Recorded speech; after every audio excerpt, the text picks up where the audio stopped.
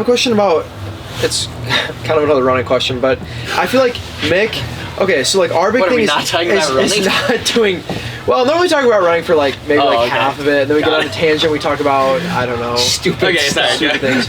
But I feel like one of our biggest things that's got to be different between the college level and the pro level is like I would just I'd lump them all into like the extras bucket of like extra things you do, and I feel like we are really old school in that way, where like Mick is like, we're gonna keep it simple, we're not gonna do all this extra stuff. Like every year we start to go to the weight room, and then by like it's always like between 2 and 4 weeks, and we're like, screw it, we're done, we're out of there. Like Mick will be like, it's not working, we're done, and then we just don't lift. So it's like we mostly pretty much just run right now. I feel like a lot of guys do the extra stuff. It's just on their own, not structured. You don't really have any guidance or like so I mean like drills, hurdle drills, like core, specific strides, core, lifting, warm-ups, any of that extra stuff. Like how much of that, because now you've had Mick for 7 years and now you've gone on as pro, like how much of the extra stuff do you now like have time to do? Is there more of a focus on doing all that kind of stuff? Yeah, that's actually a really good question, because like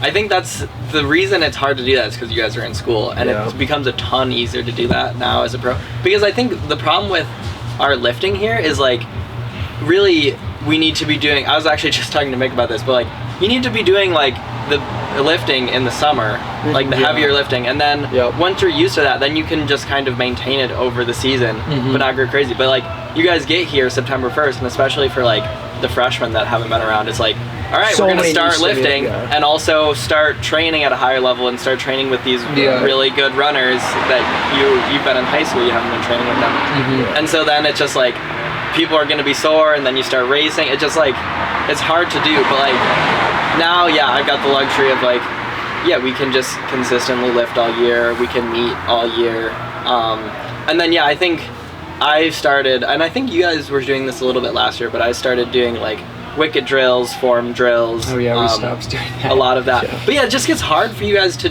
do it consistently because you're so busy. Like, it's like, I went out to the course with some guys on Monday to run on grass, but it's like a lot of you guys didn't come because you have to get home and do homework, and you can't spend an hour and a half in the car driving, or I guess an hour in the car driving back and forth. But it's like now I kind of have that luxury where like, we can do a run every week, but then tack, 30 minutes to an hour of doing drills on the end of that, and that's fine. And I feel like I think it's helping with my form. Like I think often like when I'm running fast, or just in general, I kind of have a rock back and forth, and I think it's started to smooth that out. I feel got a week left oblique as well. I got to work on that. But it's just like you have time to do some of that extra stuff, like focus on the small things. Like I've started to do them. Sometimes we just do strides along with that, but I've started to do like some speed development stuff where we do like, I'll do like a 60 from a standing start, or like I'll do like a 150 where I'm like accelerating every 50 meters, and that's like, it's like difficult to do because you really have to like focus, but I found that I think it's been good for me, and I think that's, and two, people are so freaking fast that you got to be fast, and I've got to get better at that. That's sick. Okay, non-running. Okay, You got anything? What's the best party that you ever had here?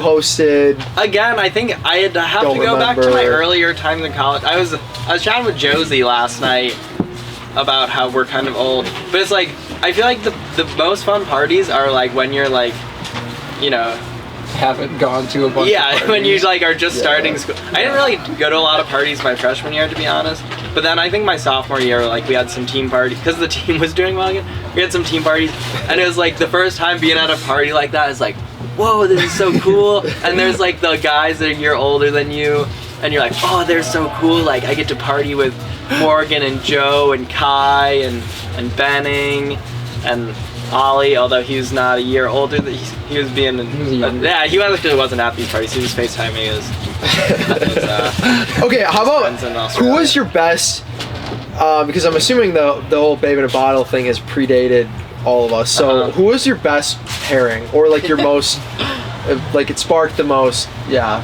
I don't know. Nothing. I'm trying to think. I don't remember.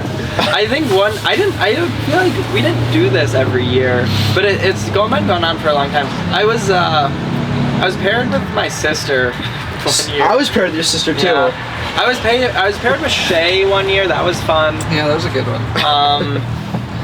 I was paired with Emma Rifle, I think, my freshman year. Who's Emma Rifle? She was an older gal on the team. She was nice. Yeah. I don't know. I feel like the post-nets party here after. Yeah, that one was 2019. See, that one was like really crazy, but it wasn't. That was the most crazy. It probably wasn't the most fun though. Okay, that's just fair. because you know how some parties they're just like so packed that you can't.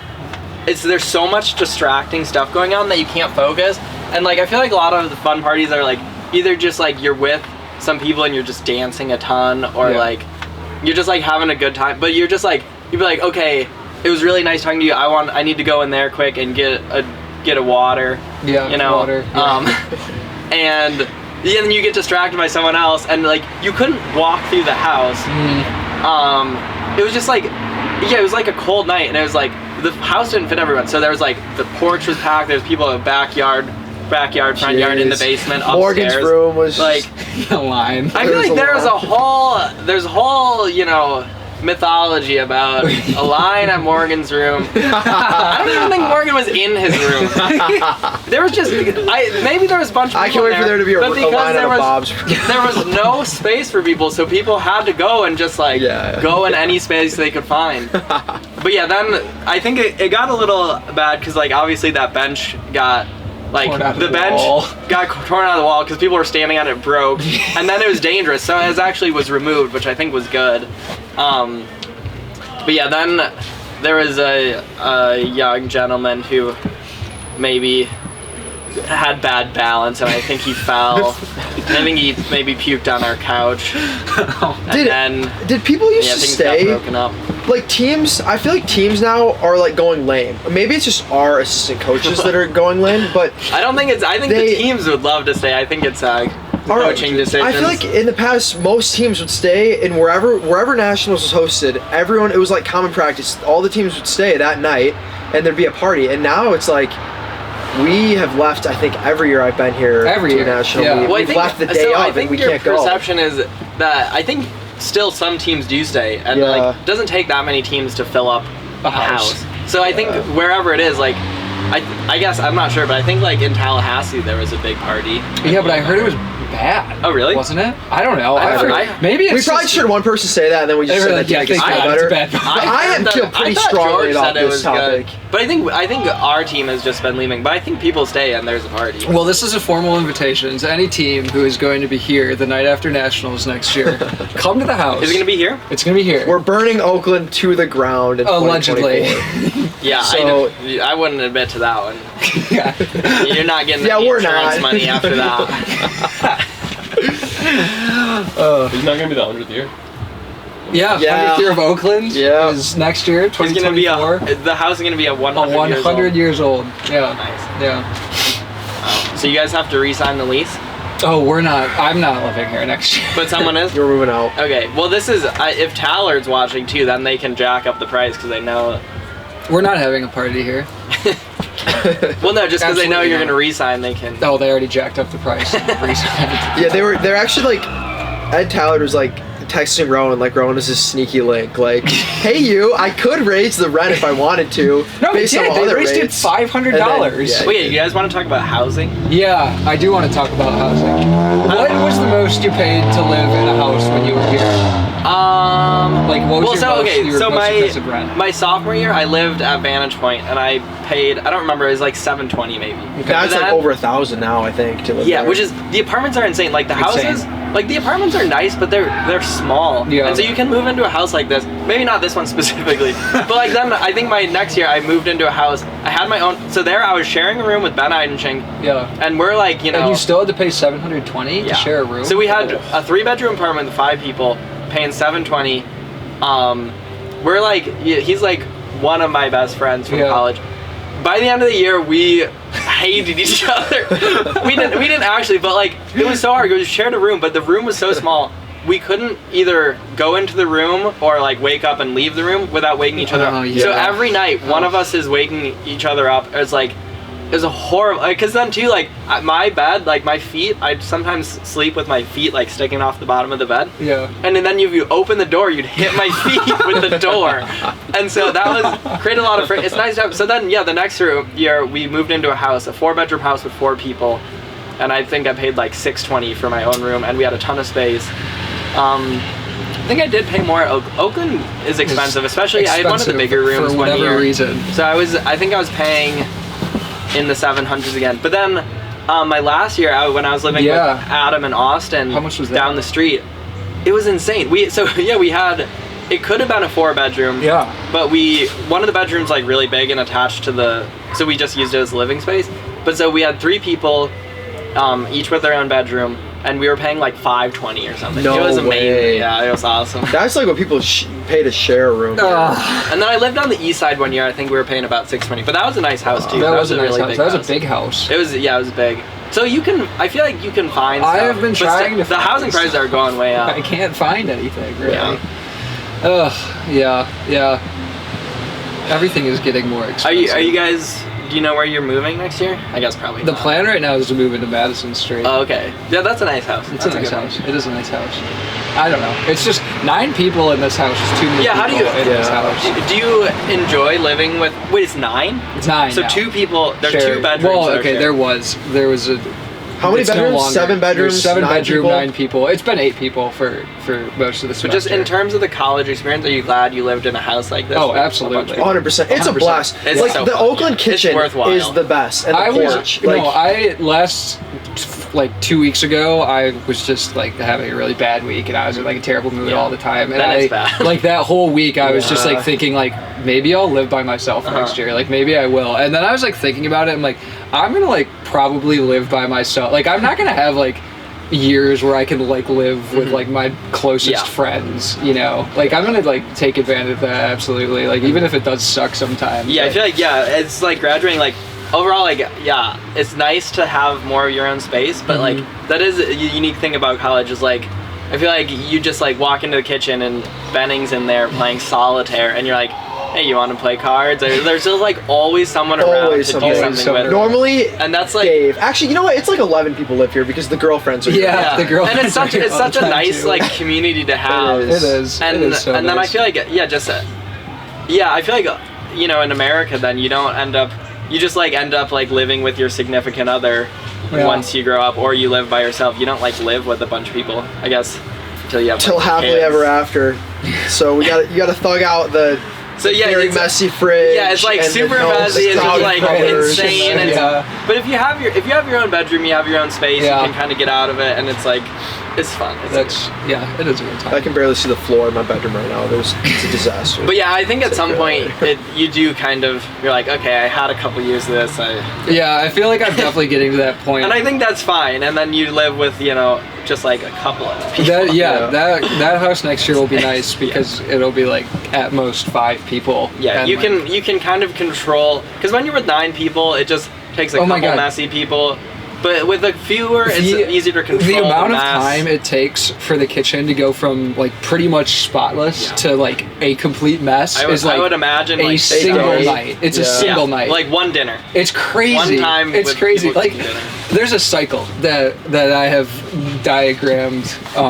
It's someone cleans the kitchen and then like feels like super righteous. Make sure everyone knows like, they did it. like, oh yeah, I cleaned the kitchen. Like, and then it gets messy and they get really mad and then it's just like they're like, I'm not cleaning this up. Yeah, my favorite is the standoffs with like with the garbage. Like someone, it'll be overflowing. There'll be a mountain and someone will lay like a yogurt carton on top of it with a spoon hanging out and the wrapper half off, or like a banana peel on top of it, and then someone else add another thing. Like it's like a game of Jenga, really. Yeah, and the same thing happened in the basement bathroom. I feel like we're a lot more civil down there with our bathroom than the upstairs folk. But it like same thing. It was like I finally just did it, but it was like I had to go down there with 2 Trader Joe's bags in addition to the actual garbage can down there and fill up 3 different containers with all the tissues and paper towel rolls and everything and hike them up. But and I used to think I still think we keep the house like more clean than like a lot of college houses. Definitely. Like it's like cluttered because there's a lot of people there, but like there's just a lot of things. There's just a lot of things. But I think the kitchen has been getting pretty gross. We're losing the clean people. But I don't think it's necessarily. Tanner's gone. Rowan's giving up. It's more messy than dirty, probably.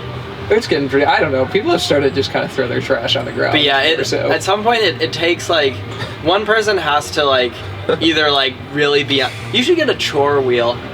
We're gonna hire Madeline. We were talking about paying someone. I feel like a lot of house.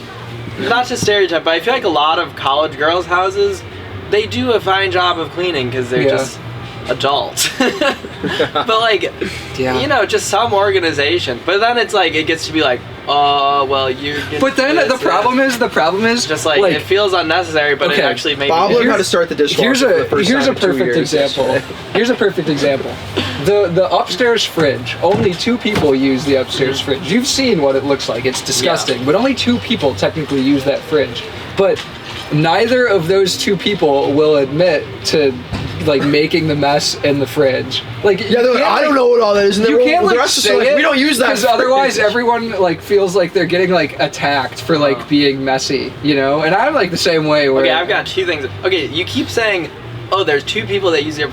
I haven't heard the names of the 2 people. Well, I don't want to call them out on record. I will. So, what's up, sweeters? It's Nick and Dave. Nick and Dave use the upstairs fridge. But also, maybe in their defense, because you guys have you're very generous with your space. You have a lot of guests over. And just because Austin was here, there's random stuff in there that no one knows whose it is. He had his Mickey's leftovers in the fridge, and then he noticed them when we were here this weekend. He's like, "Oh shit, I should probably get rid of these." So I think part of it is you have people coming through, just shoving stuff in the fridge, and then they don't live here and they forget about it. It is kind of a landing space, that upstairs fridge. It is hard because like. Then it's your space, but you don't want to like go just like throwing out people's food. I've done that before, but then people get upset. But yeah, it's like okay, I need to track down 9 different people, potentially more, and being like, hey, is this yours? Well, it's hard because it's like one person doesn't make the whole mess, but it's like I don't know.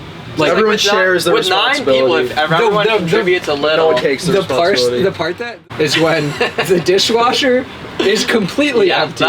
But then people they don't like check if it's empty, so they put the dish in the sink, and then everyone just assumes like the dishwasher is full. So they'll also just put their dishes in the sink. Yeah, one person just starts a chain reaction. It becomes a ton of work then to get because then like it's in the sink and people are using the sink, so everything's like filled with like wet, some murky water. Oh, God, and it smells bad. And our sink is like stained brown. Like our sink is disgusting. I don't know why that is, but it's Tanner used to bleach that thing once a week.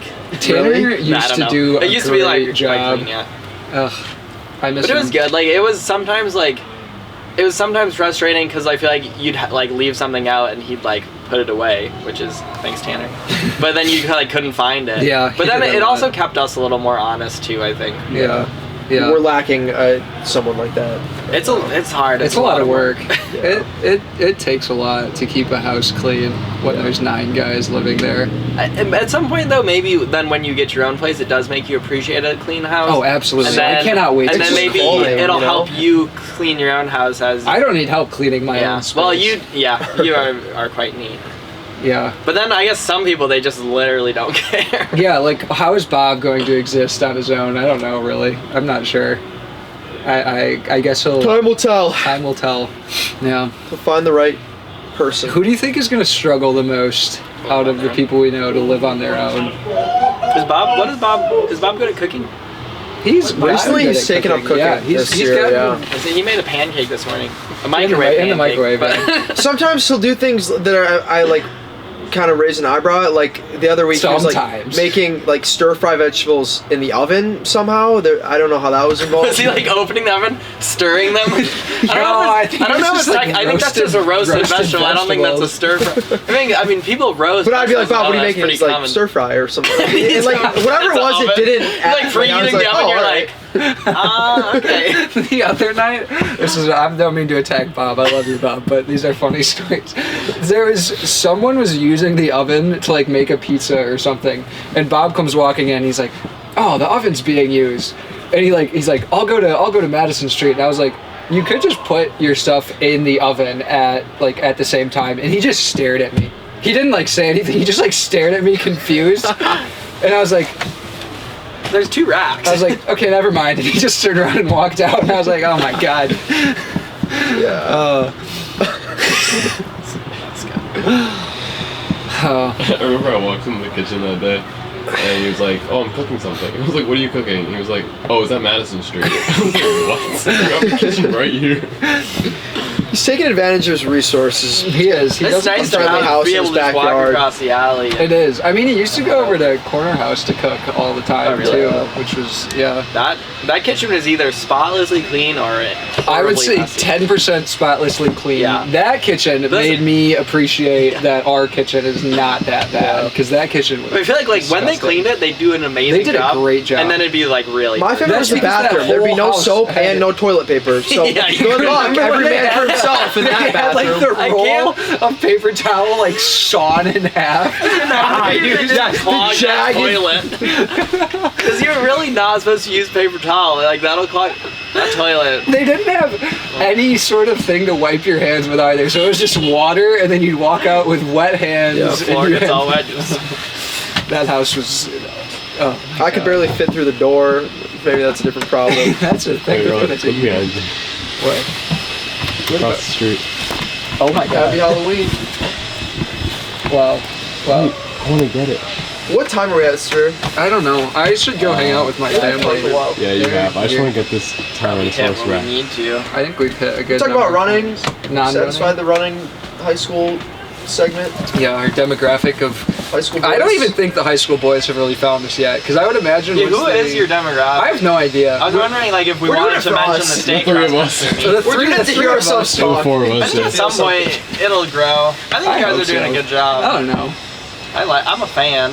Thank you. Remember, Olin, I remember today before you came over, I was thinking, I was like, there was this run at military where we were talking about the whole run. We spent awful talking Monday about long run. Yeah, that we did. we spent talking about our plan for how to like Grow, get more attention yeah. to college running and to us and our team. And we talked about like Instagram Reels were like starting to get big at that time. We talked about like how you do it and like trying to get some more stuff with training and all that stuff. And so now I feel like we're trying something. You're And so, trying something. Well, do you remember that run? I do, first of all? yeah. And- I was like, it was like last summer. yeah. Yeah. No, I think you guys are doing a good job. It's really difficult. It's just like it takes effort. Like, And so without severe, it would not have It happened. would not happen. Like, Yeah. definitely. Oh my Very true. god. but like the content, like there's content there, That's the thing. and there's I things feel that like people are interested in. But yeah, you have to try, and it's that's also difficult. I struggle so much like at meets, like I don't know, carrying a camera around because you like kind of just want to be in the moment. Same with It's me hard around to me. find It's that really balance. hard. it is hard to find that balance. Especially but also if you're getting ready to race, like it's. yeah, you I wanna didn't be really. in I did a the bad job moment, yesterday. Yeah, I really I'm always didn't worried I'm gonna record psych myself anything. out. But Like, if at I the say a same bunch of time, dumb like, that's things something and I that go people run bad, like Love to see, but yeah, I know, I think that's you have the to thing. you have It's to take hard. care of yourself. I think maybe you should try to do what like Maddie does. Like she gives the camera to Ellen. Yeah. Yeah, but I don't know who we could give the camera to. I think maybe like in yesterday's case, one of the freshmen. Yeah, I should have. I should have done I mean, that. that's a good idea for next like regional. Yeah, that is a good idea. Okay, speaking of which, what's next? Regionals in 2 weeks? Are we gonna record another one before regionals? Wait, last question for Olin, because there are things that really annoy me about the college racing system. One of them is the fact that we have 2 weeks from now until conference, so Big Ten's 2 weeks, regionals, and then it's like a 1 week turnaround. You run your first 10K of the season, and then you go run the biggest race of the year, which is another 10K a week after. And then also the indoor qualifying system. A lot of people have different takes on that because it's kind of like pay to win almost. I mean, not really, but kind of. You need to go to Boston or Seattle. Yeah. And then outdoor, there's the whole East-West debate. So is there anything, what's the number one thing you would change if you were God and you could change college running? NCAA. What was the first thing you'd do? It's funny you should ask. I'll just throw a hot take out there. I've thought about this some. I listened to this podcast by Malcolm Gladwell and Lauren Fleshman and another. Have you guys heard this? I haven't. I know Okay. who Malcolm Gladwell is. But yeah, so. Some cultured. But yeah, they were saying abolish the NCAA. So I'm getting rid of the NCAA. Whoa! What was their? That is a hot like, take. what would they do Okay, so instead? essentially, then they do a club system, Oh. which I don't know that much about, like the English club system. Yeah. But their argument is, so like there's so much pressure to like get like in high school to get an athletic scholarship, Yep. Yeah. and then when you're in college, you have 4 years. I got lucky 4 to 7 with more, years, yeah. but not everyone gets that lucky, right? No. And so you have 4 or 5 years to compete at your best, and there's a lot of pressure, and this is just leading to like unhealthy ways to get good. This is resonating with me so much. This year it's finally hitting me. Like I'm old, I'm on my 4th year, and I want not want to be. So and they talked especially like for men, it's a little bit easier just because of our like the way that we go through puberty. It's just like we kind of consistently get better as we go through puberty. Yeah. But for women, often as you go through puberty, you kind of level off, and then later you get good, or it's just like the curve is not linear, and so but when you only have this like 4 years, like okay. Prove that you're good in 4 years if you want to go pro. And so this is like, it's unhealthy for a lot of people, and there's a lot of pressure. And so if you're in a more club system, or you just like have more time, then maybe there's not so much pressure. You can kind of, you can be healthier, or like when you get injured, you're not gonna rush to come back. And you can kind of just be a part of this club for as long as you want to be running. Because I feel like too, I know so many people that like kind of get burned out, or it's just like there's so much pressure, and then they get hurt, and it's hard to come back, and then college is done. They don't have an opportunity, because college is like the main way to get supported, and it does support a lot of people, which is why I kind of go back and forth. Like there's people, you get opportunities, but like for me, if I wouldn't have gotten really lucky and had a COVID year, and then also like had Mick and the athletic department like fight to get me a medical redshirt, I would have just stopped running after my 5th